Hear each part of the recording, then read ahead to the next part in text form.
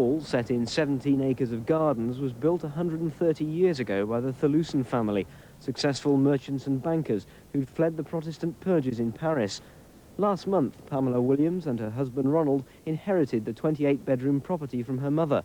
Along with it came antiques, pictures, fine china and glass, some of it dating back hundreds of years. But now the house is being offered to the nation free of charge. But why? Because it's impractical as a house for people to live in, and a lot of bodies and associations are very anxious that it should be all kept together.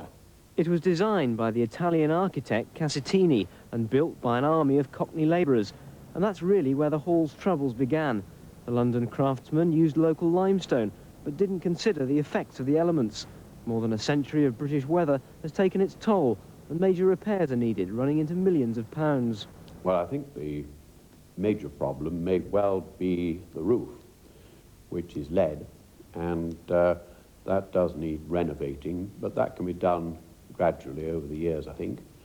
The stonework is very bad indeed.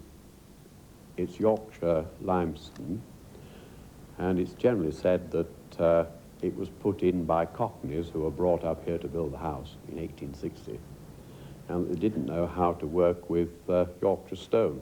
Whether that's true or not, I don't know. Some people say they put it in the wrong way round and upside down.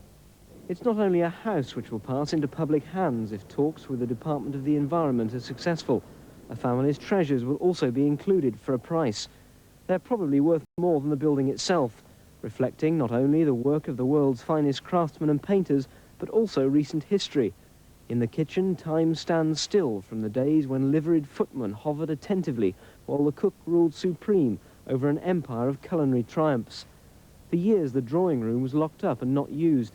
For that reason, it's probably the best preserved of any of the rooms. It's retained its aura of refined opulence.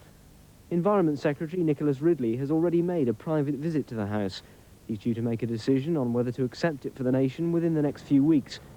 If he says yes, won't there be a few regrets? We've got a nice little house down in the village, which I suppose is some 40 or 50 degrees warmer than this room is this morning. Great relief. Why is that? Because I do rather like to be comfortable.